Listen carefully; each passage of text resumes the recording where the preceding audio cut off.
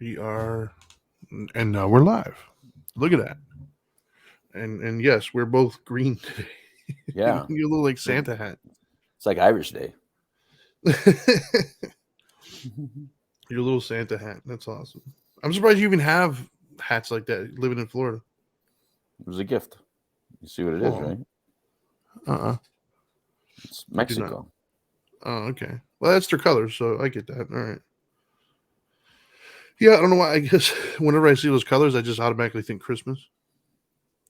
That's how commercialized Christmas is now. Anyways, let me know when you's ready. It's still Christmas out here, by the way. Whoa. Is it really? Well, all the lights were lit up last night when I pulled up when I arrived.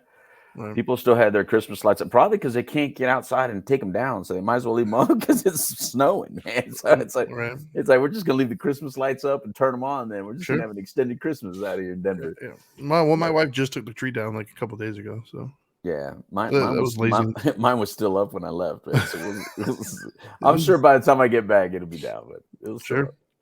Right on. Okay, let me go ahead. You ready? Yeah, I'm ready, man. All right, let's do it. Shut up and sit down.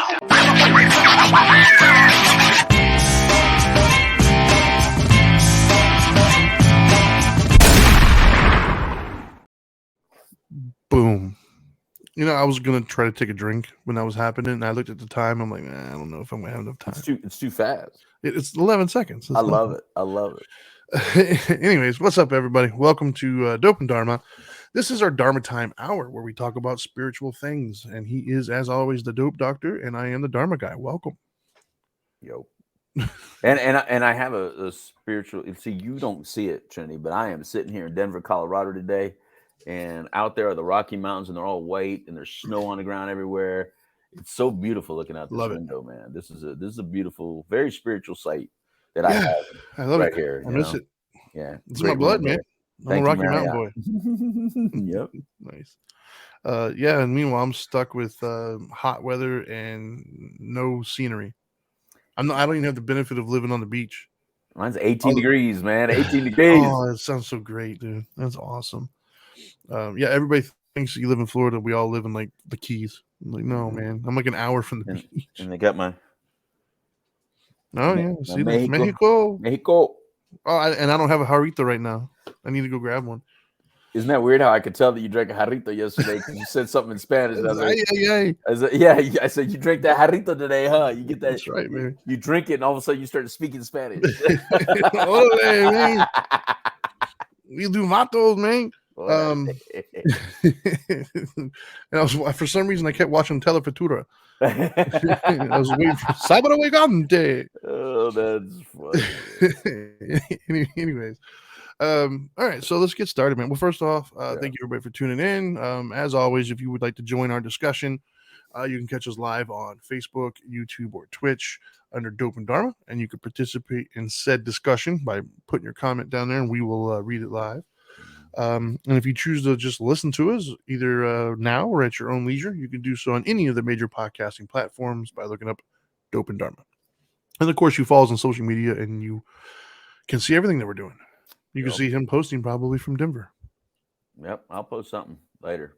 I'm sure you will, and I'll be jealous because I miss the mountains and the snow a lot. Yeah, you will see what I see, Yeah, my best vacation I've taken in years is the one we went to Jackson Hole.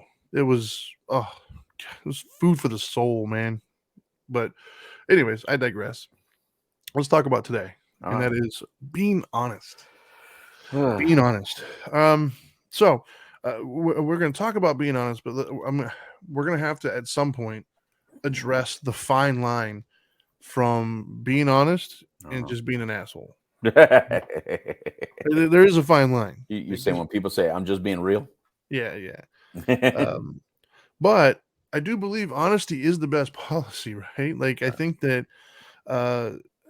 too many times people will bounce around the truth in an effort to either not hurt feelings or keep yourself out of trouble or uncomfortable moments, not realizing that you're already in an uncomfortable moment and all you're really doing is prolonging it half the time. Right. And so, and I do think that there's times, right? Like there's, there's brutal honesty or being honest, if you will. You say brutal honesty is a addiction or recovery phrase, but Yeah, I think we've all heard it in various different things. But I hear you. I do think that there's a difference too, not only from being honest and being an asshole, but I also think there's a difference between um, unnecessary honest, right? Like if my daughter draws me something and it looks terrible, is it really Wow. good for me to be like, oh, that's such a terrible thing you just did there? You know, no, it's not. Wow, you picked that of Well, that's all the. just the first thing that popped in my head. That's my point. That was I'm the in my first daughter's thing. room. I I'm know literally looking at all her stuff. So that's what I'm saying. So surrounded by you, you're looking at her artwork and going, no, there is no "What artwork, oddly enough. crappy work my daughter has done." Wow, No, oddly enough, there is no artwork in here from her, which is because it weird. all sucks. Um, um, You won't let her put it up. She said, "Daddy, should I hang this in my room?" And you're saying, "What the fuck are yeah, you right. thinking?" No, No, you that's know what? No, ugly. she's actually really talented. It kind of irritates me Oh that yeah, she's that's that right. good. Now you're trying to get out of Um, it. I got you. What you're doing? Yes, no, the yes. funny part is Very she's talented. She's very talented. the funny part is weird that I've noticed, at least with my kids, like Trevor and her both are really, really talented at art. Yeah, Neither one of them really want to do it. yeah. Man, if I had that kind of artwork, I would literally just be drawing all the time. But for some reason, neither one of them really have this weird interest to do it. But they're both so good at it. My daughter, I posted something on Facebook like a couple weeks ago. Mhm. My daughter just like doodled something, Uh, and I looked at it and I was like, "What the hell?" And she just doodled that in 5 minutes. But yet, I can relate because I'm real good at criminal activity, and yet I'm so legit, well, so I can relate. I feel you there. I feel you there. I feel the same. But are you sure that we've stopped? Maybe we're just that good. That's that good, bro. Exactly. So anyways, so talking about honesty. Yeah. So I don't know, man. I'm one of those individuals that I love honesty. I Mhm. prefer it. I almost get annoyed sometimes if I feel like somebody's holding back on me. Mm. Like if somebody's coming to me to tell me something and I can tell that there's an underlying truth that they want to say but they're not. I'm almost like irritated. Like, dude, just get it out, man. Like I don't need you to. I'm not the individual. Like my sense of self isn't fragile enough to where you're going to crush me. You know, it might hurt my feelings. You know, it might make me sad for a minute, but I'll be fine. I'll get over it. I'd much rather you tell me though. Like you're not going to ruin my world. I just need you to be honest. Tell me what it is, and then we'll work on it and we'll go from there if it's even possible. But there are people that don't want that. Like my wife is one of the ones that when I met her, she loved my honesty and my sarcasm. As we've been together over the years, she's not as in love with it today as she was when she first met me. Yeah. And I think that's par for the course, right? Like we as couples in the world, typically what drives you to the person is the same thing that starts to drive you away from them at times. But Well, that sounded pretty philosophical. it is. But anyways, so there are people who maybe won't do well with brutal honesty. So I think that's where the conundrum comes in, right? Is I want to be honest, but I don't want to hurt your feelings. I don't want to ruin your day here. So how do I go about doing that? Well, that's kind of why I recommended that we call it being honest instead of brutal honesty, because brutal honesty includes that level of honesty. When I think of brutal honesty, I think of honesty towards self, not to others. That's why it's called brutal, because you have to get past your own BS. And I think that's necessary, by the way. Yeah. So when I think when you're dealing with yourself, it should be brutal. Like when you're evaluating your own performance, your own ideology, your own actions, your own thought processes, your own behavior, then it requires brutal honesty, because in order you to be on the path that you think you're on, and to I guess absorb the blessings that are around you properly, it requires brutal honesty. However, I like that distinguish, by the way. yeah, I like that line. Thanks. And then, but when you're talking with other people, to them, it should be empathically honest. Your empathy needs to be included in your honesty. Your understanding of who they are needs to be included. Like when you said, you have thick skin or you're able to deal with it. Me too. I'm not fragile. I have thick skin. Yeah. I mean, I am I have a level of sensitivity, Sure, but I well, get over it so fast yeah, that yeah, it'll hurt me today, but by tomorrow I already forgot that you even hurt my feelings, yeah. man. So I'm done with it. So I'd rather know as well, you know. The only other thing I would add to that, I guess, as far as the brutal honesty to yourself, Mhm. um, I would caution people and to say that brutal honesty towards yourself is great, but it also has to be balanced out with some compassion for yourself. Right. And what I mean by that is just even myself, I've had times where I expect perfection out of Yeah, myself, regardless of the circumstances that I'm in. right. And if I don't reach that level of perfection, no matter how unobtainable it might have been, Mhm. I will tear myself up about it. Like I Right. will expect greatness regardless. And I think that there's many other people out there who are guilty of that Oh, okay. and won't be compassionate enough to say, "Hey, Mhm. man, you actually did a good job. You did your best, or whatever, even though you didn't reach whatever you thought you should have reached." Well, let me ask you a question about that then. Would you think that Sure. that's really being honest? If you're overstepping the boundary on yourself and you're expecting perfection, is that truly honesty? Because Well, one can argue no. expecting more of yourself than what you're capable of doing at the moment. Sure. Um, I don't know if that's real honesty. I think Well, that no, it's not, and I think that Mhm. that's the point, right? Is I think people Yeah. hear brutal honesty, and that gives them, for some of them, that gives them a pass to just destroy themselves. And it's Right, like, well, right, no, part of being honest is the other half of that equation, right? right. Like, you know, there are, maybe there was a failure. Sure, let's be honest about that Mhm. failure. Right, But there's context to that failure as well. right, And so right, you can't just do half the truth. You have to do the whole truth, right? right. And uh, so a specific example that comes to my mind, doing health and fitness stuff over the years. Mhm, And I guess one could say it applies to addiction too, actually. But I would have clients over the years back in the day when I was doing it more full time. They would come to me and they would be struggling with weight their mhm. entire lives, Right. and they've tried every email email recommendation. They tried every diet you could think of, Mhm, any gimmicky thing that you can imagine. They've given it a shot. Now, from an expert's perspective, as somebody who actually has an educational background in that, mhm. when I see these gimmicky things come, I immediately know that they're not a good idea. They're not Right. sustainable. It's not based upon actual science. Like it's fantastic if you want to drop like really, really quick weight for a temporary period of time. Now, it's not good for long term fat loss. It just isn't. Um, but they don't have that background. And so what happens is they try this and it works momentarily, but Mhm, it's not sustainable. So then the weight comes back. And typically, when the weight comes back, it comes back more than what you lost. So if you lost 15, you're going to gain back 25. mm, And then the narrative that they walk away with is, I suck. yeah. I can't stick to anything. I failed at this. I'm going to be fat my whole life. There's something wrong with me. They beat themselves up because in their mind, that's just being honest. Honestly, I didn't stick to this thing. I didn't do it. I gained all the weight back and I'm a loser. When in all reality, the whole truth, if you will, was Mhm, no, you were given bad directions. The evidence or the thing that you were given to follow, nobody could have followed. It wasn't going to work from the get go, no matter how great yeah, you were. It just wasn't going to happen from a scientific perspective. However, from their perspective, that was the truth. And so it's like, no, is it true that you failed to achieve the goal that you set out? mhm, Sure. However, odds were stacked against you and you had bad info. So anybody would have failed. And so have compassion for yourself that you got duped into a gimmick. You gave it your best. So if anything, you show that you do have the ability to stick to something. So if we find something that works, we've proven that you can stick to that.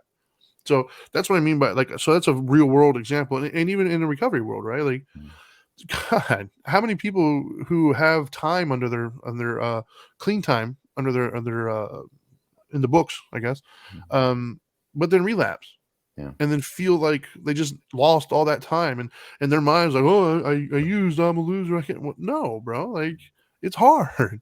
It's Mhm, hard. You slipped up, but you're back here now. Like it's part right. of the journey for some people. And so it's the same context. So I wanted to make sure we put that caveat because I know Yeah. there's a lot of people out there who think being brutally honest to themselves means just thrashing themselves as opposed to balancing it with reality too. Yeah, and I think, part of the reason you have to discuss honesty is because we take the way other people treat us and the way that they interact with us and the way they respond to us so seriously that we often forget what we're putting out, right? We forget that sometimes we're obviously disingenuous. I know many of us are thinking something when we say something and then get called on it. And then we don't want to admit that we're called on it.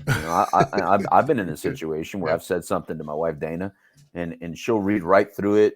But the way she says it is nowhere near a way that I want to admit that I just did that. Yeah. It's just like, there's no way I'm freaking going to admit this. You know what I mean? And I already know that I'm there, but now I got to go with it. I got to proceed forward because all of my brain is saying, you're dying on this mountain today, son. There's no retreat. Yeah, when realistically, the healthy thing to do is to rephrase, reword, explain, admit some of the part of what they're seeing in you, and then rephrase it to show that they didn't fully encapsulate your idea. I'm not quite there yet. Yeah. Well, but I do that all the time. And I'm there in some moments, but I'm not there in other moments. I laugh so often when she does that. I'll just look at her and I'll smile and I'll be like, okay, all right. So I can see how you got a piece of what that is. I said, but you took your issues or your insecurities and you added to what I was really saying. Yeah. So I'm here with it, but your level of insecurity or your own self-talk got you up here. I need you to put your emotions down to where I intended it to be. What's funny is that just happened to me over the last weekend, by the way. Yeah. I won't go into what it was, but that just happened last weekend between her and I. There was a situation that I felt taken out of context. Like I saw where she was coming from. I'm like, no. We're not going to do that. Yeah. Well, we forget they can even see your face. Look, man, if my wife puts on anything and asks me, how does this look? She knows the look of hunger in my eyes. She knows when I see food that's decent, and she knows when I see food that I want to eat. And I'm not trying to be I'm not trying to treat her like an object. I'm not trying to objectify my wife, but I'm saying women do like that look of hunger in your eyes when they want you to look hungry. You know what I mean? She doesn't wear certain clothing for me not to admire her or want her or desire her. She wears it so that when I look at her, I go, damn, Dana, you're beautiful. And so it's weird. She always laughs because she'll just like randomly like just be dressed down or something. And like at least 15 times while we're out, she'll catch me looking at her and she'll go, what? And I'll be like, damn, you look so good right now. She knows when I'm just so attracted to her at the moment. So I think what she does is categorize that clothing or that hair, the way she did it. And because she always says, you always like when I do my messy hair. I go, yeah, I must really like messy hair. Because dang it, every time you do that, you look so good. But she knows what she was wearing last time I did that. You see what I'm saying? So and we're just using as an example, like new couples. I tell them all the time because I've been married. This is my 30th year married, Trinity. I don't know if you know that. So this June 19th will be 30 years married, and we've been together 32. So I always tell people, look, if there's a meal that it doesn't matter whether you're the male and the female in the relationship. If you cook something, or if your partner cooks something, and you eat it, and you don't like it early on in the relationship, say something. Say something. Yeah, man. As a person who's been in a relationship, I can only imagine that if I would have been a liar 30 years ago, I'd be eating shit that I didn't like this entire 30 years. Well, that's where the honesty comes in, right? Yeah, that's where I can always look at Dana. And Dana knows if it's mushy, baby, I don't care. Because what she'll do is she'll add spice to whatever's mushy because she'll know the spice might overtake the mushiness. I don't like mushy. I'm a texture eater. But if she throws spice in there, she might sell the Mexican. Wait, you don't like mashed potatoes? You don't like mashed potatoes? Mashed potatoes are intended to be mushy. Okay. But I don't like vegetables mushy. I like vegetables hard. Yeah. I like everything else hard. I'm not a casserole eater. I'm not, you know what I mean? I don't like all mushed together, So she knows that. But what I'm saying, if I wouldn't have been honest early on in the relationship, I'd be eating casseroles my entire life, brother. You know? Yeah. But at least now I'm able to look at it and she goes, Don't judge it before you try it. And she'll try to crisp it up as much as possible. Give me the edges, the part with the real fried cheese. It's hard. Right. It's trying to give me something hard. Well, see, that's an example of how it fails both people, though, right? Right. By not being honest, it failed you in the sense of you don't get to eat something you enjoy, and it fails her because she doesn't get the desired outcome. She's making it because she wants you to enjoy it and like it, and she's not even getting that. She's getting a lie. Yes. And so that's why an example of being honest is important. Yeah. From the get-go, fellas. From the get-go. And women, too. Don't look. Let me talk to the young ladies out there. You don't even have to be that young. But if you're a lady new in a relationship. Aren't they all younger than you? Yeah, they're all younger. Don't like what he likes. Don't just because he likes it. Don't say, oh, sure, you can go out and hang out with your friends if you're sitting home resentful and angry about it. Don't do because that. Here's what you're gonna do. Here's what you're gonna remember this shit 20 and 30 years later. he's all he's gonna remember is, why didn't you say something then? That he doesn't know, he can't fight 20 or 30 years, what you've been holding on to the whole time. So please just be honest. He could take it right now. Because see, right now you have him in a magical place. He's willing to do whatever. In early on in the relationship, the guy's willing to do whatever. We do stupid shit to get you to like us. We're walking around like peacocks. We're changing our hair. We're whatever we do. We do anything to please you. 10, 15, 20 years, he ain't gonna do shit to please you. Everything he's just doing because I've been doing it the whole time. They don't really change. Yeah. Okay. Don't expect us to magically change. So be real honest with yourself about what you like and dislike, and be real honest with him about what you like and dislike. At least have a conversation about it. It doesn't have to create a breakup or a big disaster, but at least you're being honest with each other about what you're okay with. Because if you're not okay with it today, trust me, you're not going to grow into being okay with it. You're not. Yeah. You're definitely not going to grow. You're be okay with it later. If it bothers you today, it's going to extra bother you later on. Yeah. The other thing that came to mind when you were saying that, so I don't know where this is going to take us, but the other thing that popped in my head when you were saying that was a message to the men about being honest. And for the men being honest, what I'm getting or I'm alluding to is we have this thing inside of us. It's called an ego. And oftentimes it won't allow us to say anything that's going to make that ego look less than. So for instance, men, if something hurt your feelings, be honest. Don't get mad. Don't get angry. No, be honest and be like, you know what? That hurt my feelings. That was something I had to learn myself. It took me a while.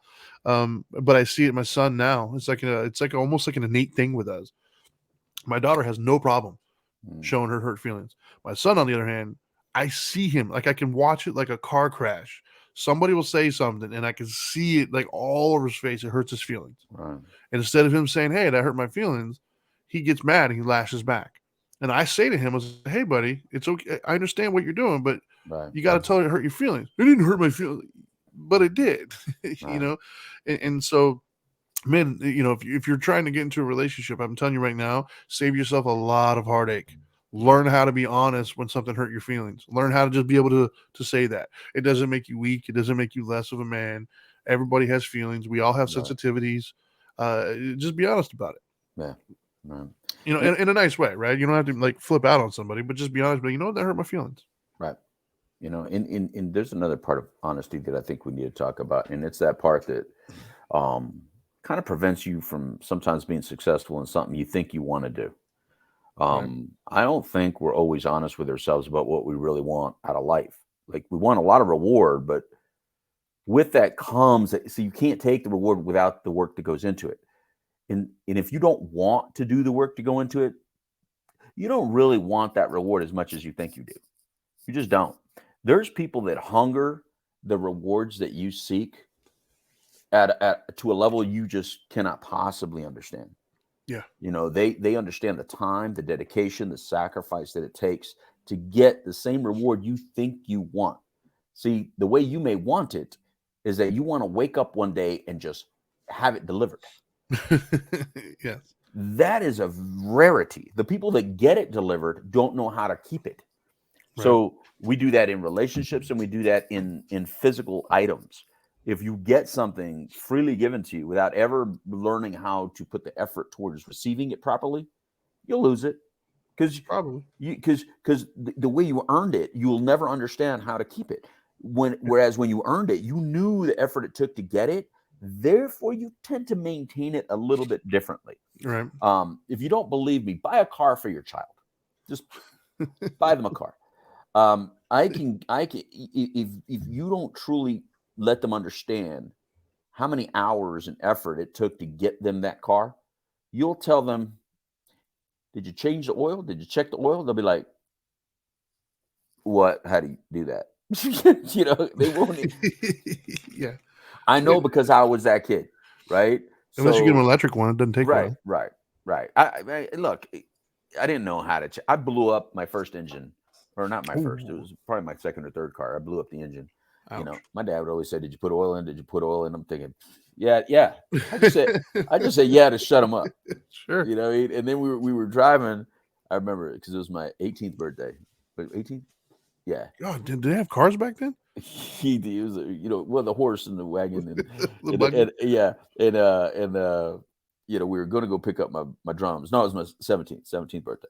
We were going to go pick up my drums for my birthday, and my dad said, "Well, let's all go in my car." I said, "No, I'm going to take my truck. I'm going to drive my truck and pick up my drums in my car." Okay, so he's in the car behind me, and me and my brother in my truck. And it was here in Colorado, by the way. Now that I'm here in Colorado, nice. it was here in Colorado Springs, and I'm driving, and what happens? Boom! Like I just got shot. I blew a rod. My dad just looked at me and goes, "You know what you're getting for your birthday, right?" I said, "What?" He goes, "A new engine. Happy birthday." Forget the drums. Back to the house. Oh, Done. So, sometimes you just have to be honest with yourself. I'm not ready for some of the gifts that I've been given. And I have to learn to appreciate what I have around me before I can keep attaining stuff, right? Before you keep gathering stuff, before you keep gathering friends and people and relationships and people that believe in you and people that love you, why don't you learn how to appreciate the ones that are around you right now? Because some of you are saying, "Oh, I just need new friends," or "I just need to find a guy that will, care for me," or a woman that will care for me, or whatever you're thinking about out there externally. You first have to appreciate what's around you and you're around you. Do you appreciate you enough? Do you value yourself enough first? Do you value the people that you have in your circle now enough first? Because if you learn how to appreciate that, then as new items come into your life, as new people come into your life, you may do better at maintaining what you need to maintain in order to keep that stuff and be a lot more grateful along the process. Yeah. Well, the other thing that I guess I'll piggyback to that, motivation, right? I used to have early on in my fitness world career or whatever. Um, I was kind of green, so I didn't really know everything, and I would talk to people, and I learned how to take them at face value for when they told me why they were wanting to lose weight or whatever. Mm-hmm. That quickly changed as I got further into it. I quickly realized, let's just be honest, right? Those goals or those motivations sound phenomenal, but let's talk about what's really motivating you, right? And the reason why that's important, especially when they were wanting me to motivate them, I would always get these like feel good answers, right? They would tell me, "Oh, I'm trying to get motivated because I want to see my kid graduate or something like that," which sounds phenomenal. It's a great reason why, but your kid wasn't born yesterday.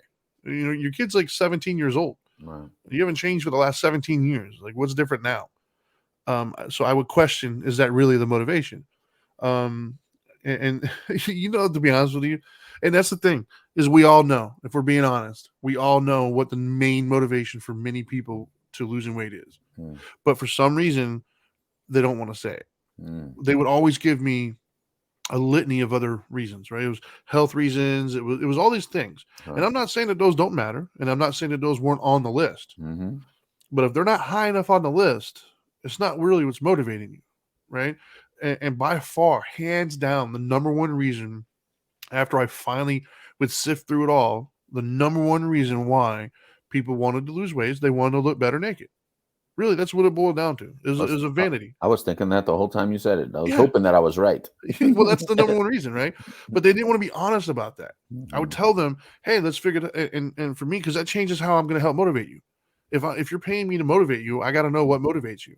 Right. And if your motivation is to look better naked, then it does me no good in bringing up your blood pressure numbers and all these other things, because you know that those are terrible, but you don't really care, right? Like you care, but not enough to really be a motivating factor. Right. So if I tell you to post, like on the refrigerator, post your blood pressure numbers, it's not going to stop you from grabbing the ice cream because it's not. But if I tell you to post a picture of yourself like in your underwear on the thing, it might motivate you enough to be like, you know what, I'm not really trying to get that ice cream right now because it's an example. But my point is like, it's why it's important to be to be honest with what your actual motivation is. For me, my motivation, because I lost, I don't know, it was years ago now. I was like 90 some pounds I lost in a stupid short amount of time, which is what led me into the fitness world. But the reason why, it wasn't even that I wanted to look better naked, because at that point, even at that weight, I didn't have a problem with the opposite sex, if you will. Mine was competitive. I hate to lose. I hate it with a passion. And so there's a guy I worked with. I saw him face to face, and he looked phenomenal. He showed me a picture of what he looked like years before, and he was heavy. I'm like, wait, what? And this was before like Biggest Loser and all that. Like, I didn't even know it was possible for a human being to lose that kind of weight. Like, it was like a mythical idea. And so when he showed me, I was just like, hold up. Like, if you can do it, then I know I can do it. Like, hell no. Like, I took that as a personal challenge, and I killed myself, and I lost 90 pounds in like, I don't know, it was like 6 or 7 months.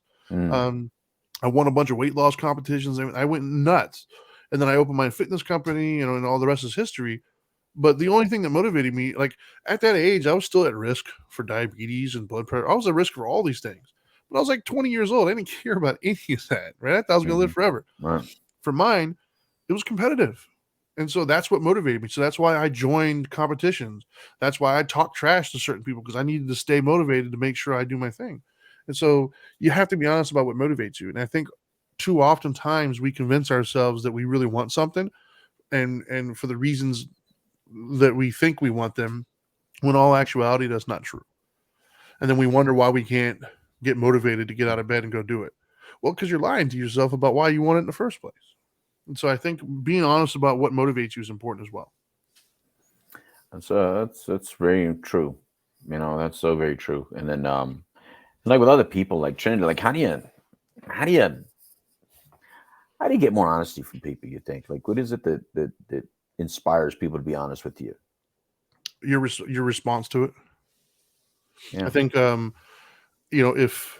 if my wife wanted to come and be honest with me, and this actually happened, to be honest, now that I think about it, early on in our relationship, I wasn't good about being honest about having hurt feelings.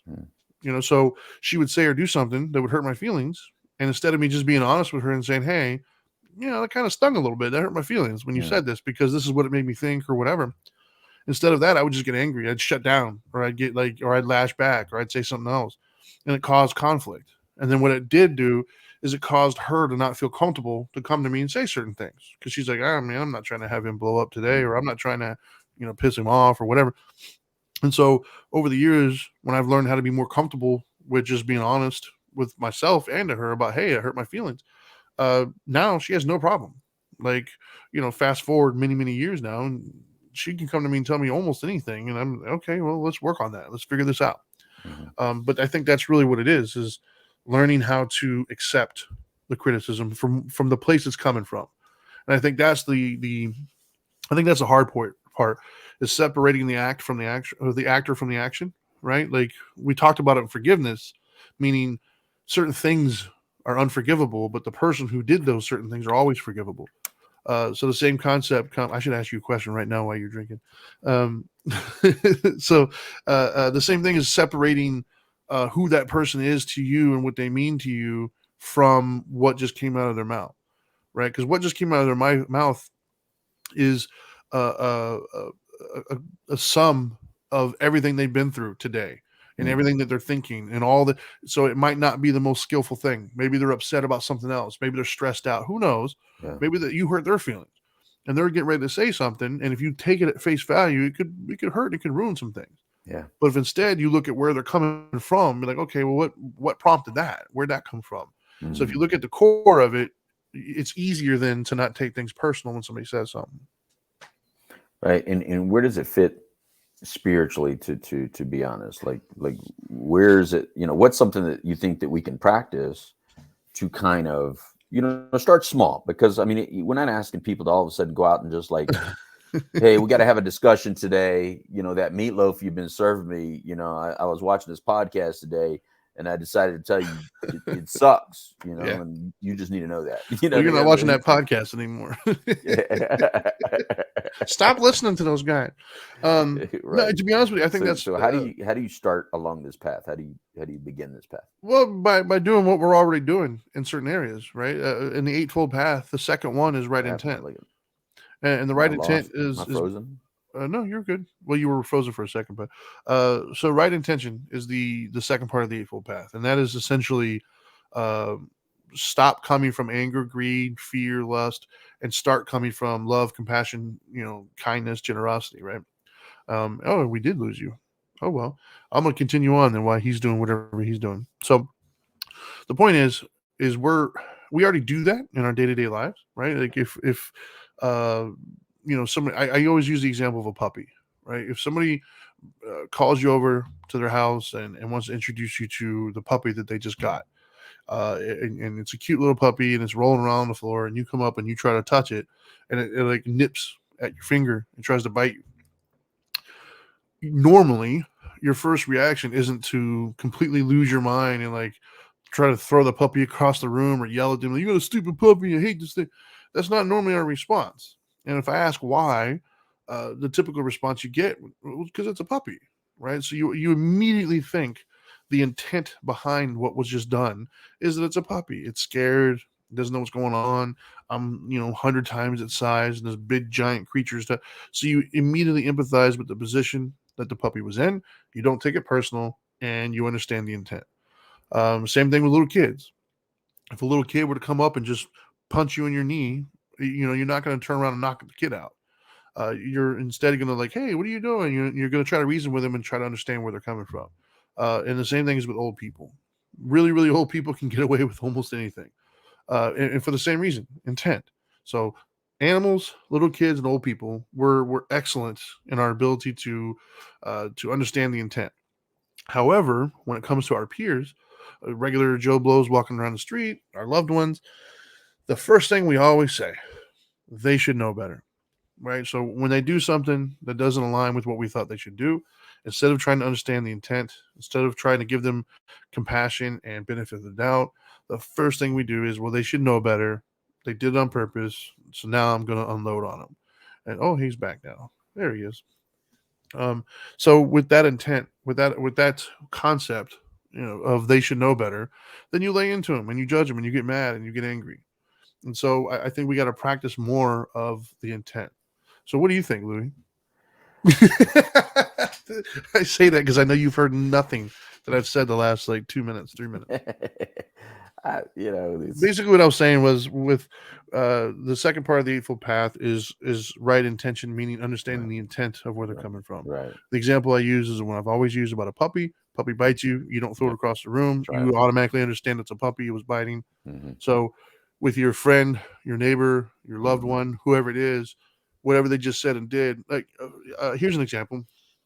I don't remember who it was. I can't say the name anyways for anonymity, but when we were in Tropical, there was a guy in there who was just kind of a dick to everybody. Man, just mean and angry. Just like people had a problem with this person. And they came in my group one time, and I was talking to him, and he said something just rude and disrespectful. And immediately everybody looked at me thinking, "Oh God, what's he going to do?" And I handled it with just love and compassion, because my first thought wasn't, "How dare you say this to me?" My first thought was, "Damn, what do you got to be going through right now that makes you think that that's the way to answer this? Like, how bad does things have to suck for you at the moment to where you're going to lash out to a stranger that you don't even know?" Right. And so instead of coming from anger and everything else, I came from love and compassion. I'm like, "Damn, dude, I've been there. I've had moments where I've been going through some things and I lashed out to people around me, and I don't want to be judged on that, right? Like, I've had moments where I've been mad at various things, and then I have to go do something, and maybe I give a little bit more attitude to whomever it is I just interacted with, and it wasn't their fault. I couldn't process what just happened in time to not take it out on them. Right. And so when that person said and did what they were doing, my first thought was just love. My first thought was like, "Damn, dude, Like, I'm sorry, whatever you're going through, I'm sorry. Like, let's talk about it. And so that, I think, is something we can do today, is try to understand where the other person's coming from, try to understand the intent behind what's happening. And there is a danger to that, and the danger Sure. is that you might be wrong, because if you think their intent is malicious or mean or harmful, you may be wrong. And I'll give you an example. I've given Dana, my wife, so much credit for helping me turn into the man that I am, because early on, especially, just by some of the things that she said to me, and because I was willing to hear her out and to please her. I wanted to please her so bad, and I wanted her to be part of my life so bad, that when she would say these things, I let them soak in a little bit and marinate.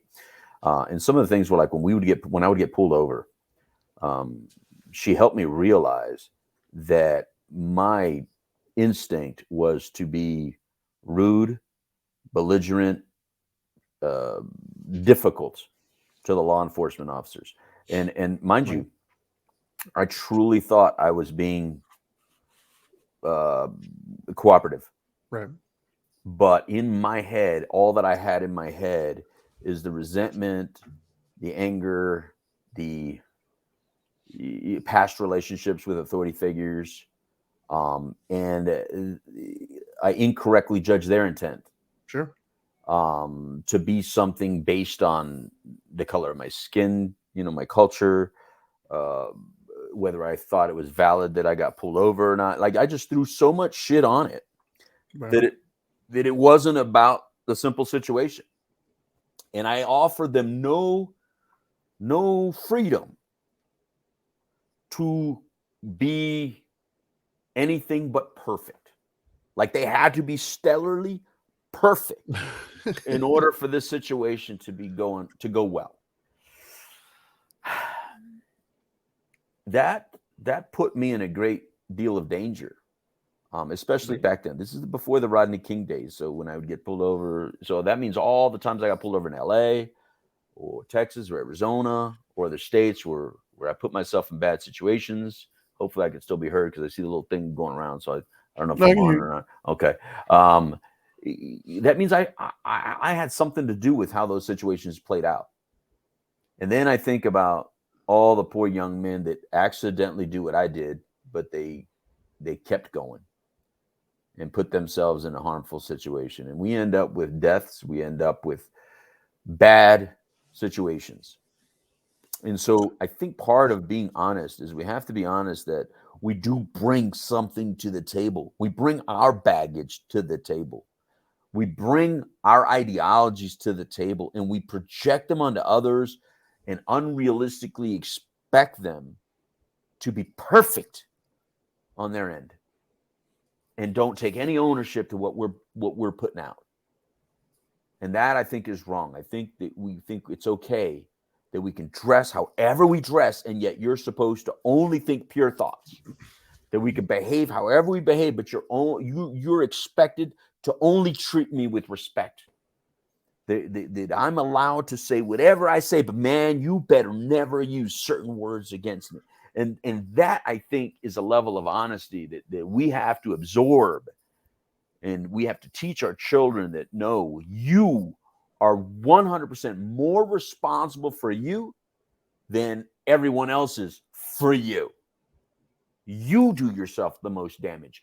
You put yourself in the worst situations. You disrespect others more than anyone can disrespect you. You disrespect yourself more than others than anyone can disrespect you. You've lied to yourself more than anyone has ever lied to you.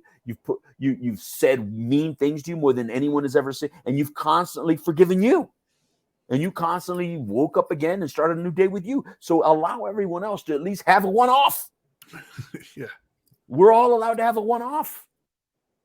Maybe I didn't see you when you walked by and you said hi. So no, I didn't snub you. I was in my own world. Yeah. And we deal with that like with celebrity figures, right? We have celebrity friends, and constantly when I hear people say, oh yeah, I met him once and he was an asshole, I'm thinking, so you met him at a restaurant. You have no idea what he was doing and why he was doing it. You wanted something from the person, whatever, and you gauged your entire understanding of that individual from that 2-second moment. Well, let me tell you something.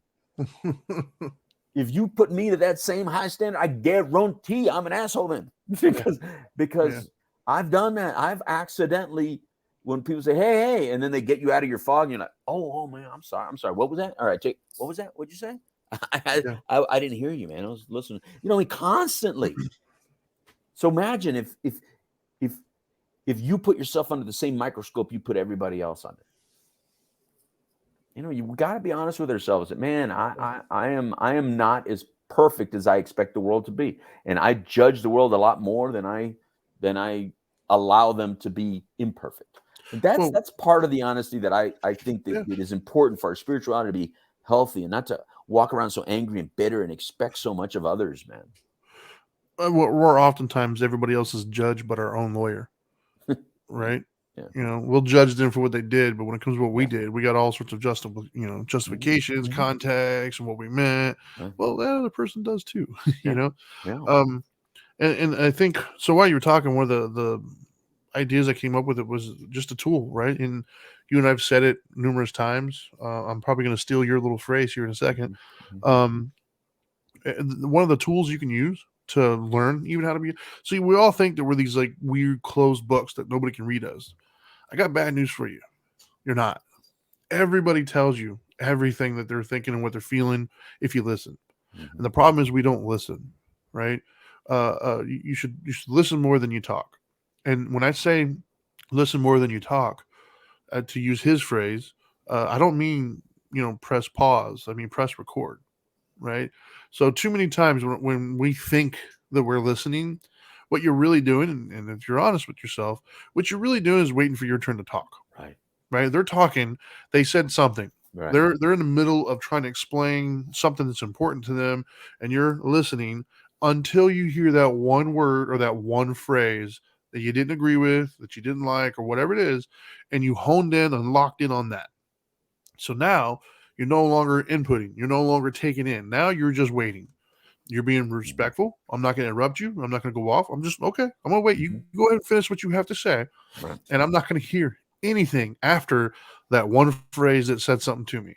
Right. And the second you're done talking, when it's mine, now I'm going to lay into you off of that one phrase or that one word at the moment that I stopped listening. So I don't know anything that you said after that. I didn't try to understand the whole point that you were trying to make. That one word or that one phrase that you said pissed me off, and now I'm locked in on that. Right. I think we do entirely too much of that to the extremes, right? Especially in the political world. If somebody on both sides of the equation, if somebody says wokeism or something, or somebody says this, you immediately lock in on that. Right. And then you've already summed up who that person is, right, everything about them, and you're no longer listening. They could be the greatest human being on the planet that could actually help you further your cause. You're going to miss it all out because you focused in on one thing and you stopped listening. And so listen more than you talk. Right. Listen to what people are saying to you. Don't listen to the exact words. Listen to the idea. What are they trying to express to you? Where are they coming from? And I think if we did more of that, then it's a lot easier then to understand their intent, because they're going to tell you their intent, whether you realize it or not. We as human beings, we wear it on our sleeves, man. We think that we're like, you're unique just like everybody else, right? Like, we all think that we're this isolated little thing. I think I think the number 7, right? There's like 7 personality types in the world or something. It's either 5 or 7. I don't remember which, but bottom line is we all fit into one of those. We don't think we do. You do. There's idiosyncrasies that are native to only you. Sure. Like he doesn't like mushy food. Okay, great. But that's not who he is. That's not what motivates him in life. Right. That's a little thing. And so we all have those little things, and we think that that's who we are. So we think that we're so impossible to read, but you're not. If somebody knows what to pay attention to and knows how to listen to you, you tell everything. And so learn how to be that person. Listen more than you talk. And then it'll be easier than, number one, to be honest with them, because you know where they're coming from, and it can be honest to yourself as well. So anyway, I think we're getting ready to wrap things up here. I know your internet looks like it's fading quickly. I don't know why, because I get the extra enhanced internet. I will say that it went out at a perfect time. I was in the middle of like a little monologue there. And so if it had to go, that was a great time to go. Well, it was fully intentional. There you go. And I believe you're being honest. So yeah, they're probably listening to it. Now. Yeah, Mr. and Mrs. Marriott. Right. Nah, it's listen. I love that we were able to discuss this today, because I think honesty is one of those things that it requires a lot of practice. Yeah. It's very easy to get off track with honesty. It's very easy to validate your dishonesty, or our dishonesty, I should say. Um, but it's still something that you can always come back to and work on, regardless of where you're at with it. You know, it requires daily practice. It requires daily understanding of it. It allows you to accept others. It allows you to accept yourself. And trust me, your accepting of others starts with accepting yourself. If you're, for instance, there's people right now that are very angry and they're bitter and they're resentful and they're hateful. Especially, you brought up the political stuff, and so you have all these predetermined judgments of the other side. So you're walking around already angry and hateful, and you're not really admitting it. Yet you're probably thinking you want unity, but they have to act first. You probably think you're a person of love and want love, but they have to love you first. Or you probably thinking that you're a respectful person, but they have to respect you first. And that you're just not being honest. That's not honest. That's you're coming into it where you have to do it, but I don't. Because I'm already doing it. I didn't start this. And if you're in a relationship, you probably can really relate to this. Have you ever been in a situation, Trinity, where you are right? You can kill this victory. You got this victory in this particular argument. However, your partner felt like they were losing. And because they felt like they were losing the argument, they took it back to an incident that you cannot defend and blame that. And bring that into this argument. So therefore, you can't win this argument because you still have yet to pay full penance for that one. And that is how we behave as humans. We do that all the time. That person cannot possibly be right today because they were wrong yesterday or last year, or 10 years ago, or 1,000 years ago. It doesn't matter. When you operate under that mindset, it'll affect you out there. And trust me, it's going to affect you in your own bedroom. You have to be willing to discuss a conversation and things that are relevant in this moment. Now matters more. Not yesterday, not all that other shit. We have to be able to let things go. We have to be able to forgive. But most importantly, we have to let go for us. We have to forgive us. And if you want forgiveness, you have to give it. You don't ever have to wait for the world to act a certain way before you act a certain way. No, you have to do it. And if the world never does it, that's fine, but at least you're doing it. But so many of you walking around as if you're the only trustworthy person in the world. You're the only good person in the world. You're the only one deserving of breath and life in the world, other than puppies. No. Yes. Just be honest with yourself that you're getting a lot of what you're giving out. And if that's what you're fishing with, you can't blame what the stream is giving you. You can't blame what the lake is providing for you, man. You're fishing with that bait. That's what you get with that bait. You know what I mean? Certain hooks get certain fish. Certain lures get certain fish. That's just the way. I don't know how to explain mathematics to you. Math is real. And you can't define mathematics and go like, oh, I expect to win every time. No, it doesn't work that way. You have to have a lot of swings and misses in order to get the home runs. That's just the way it works. And the quicker we teach our children to accept that, they're not going to throw their controls. They're not going to freak out and bash their heads against the walls. They're not going to need the freaking mental health days. The only reason they need mental health days and anti-anxiety medication is because for some reason we're trying to teach them that everything is crumbling if they don't get this one thing that they wanted or get the situation they wanted. Because the world is such a bad place. No, it's just part of the deal, man. You get 50 no's to get one yes, or whatever it is. You know what I mean? Salespeople know it the best, man. Salespeople need to teach all the rest of us how to deal with rejection, because salespeople know how to deal with rejection better than anybody on the planet. Anyway, I'll go practice some honesty. And if I'm being honest, I really do like cold weather. I just don't like being cold. You know what I mean? And that's a hard thing. I love the briskness and the coolness and the breeze. And I love looking at the snow in the mountains. And then I go outside and I go, oh, shit. Yeah. Well, My wife can attest. I am a different human being when I'm in the cold weather and in the mountains. Like I'm just different. I'm not the same person. It does something to me. I'll try to bring some home for you, man. I'll get some snow in a jar, and I'll see if they let me bring it back on a plane. So I'll bring some snow back for you. Yeah, right on. Yeah, but thanks for letting me to do this show from Denver today, man. It's cool out here. I'll be back, before Friday's show. Right on. Yeah. So, well, first of all, before I give my wrap up, once again, thank you everybody for tuning in. If you feel so inclined, hit that little like button or subscribe or whatever it is that you're looking at. Share it with people. Helps us out, gets the word out there for more people. As always, you can check us out on YouTube, Facebook, or Twitch under Dope and Dharma, and then you can also obviously follow us on social media. Those are our @, at the Dope Doctor, at the Dharma Guy. Yeah. So honesty, it's important. Honesty is the best policy. It really is. If you define honesty as being just mean and rude, then you have to reevaluate your definition of honesty, because honesty can also be compassionate and loving. It's just kind of the way your approach is. And I think that we all have to practice being honest with ourselves as far as what your true motivation is, what you really thought about something, why you're really doing something. Too oftentimes we convince ourselves of things that are just not true. And then being honest with other people. If somebody comes and they're behaving a certain way, be honest with them. If they're your friend, don't enable them. Be honest with them. At the end of the day, that people we tend to appreciate honesty more than we do people blowing smoke up our ass. We might say differently, but at the end of the day, that's who we reward the most with our time.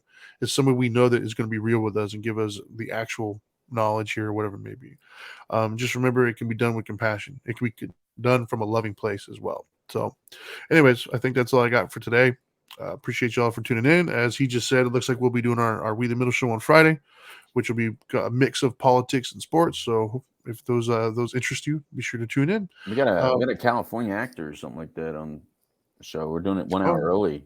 Oh, yeah, okay. I forgot about that. I'm glad you said that. You have to probably remind me again between now and Friday. So, anyways, all right, that's all we got. So now that you know better, do better. Peace.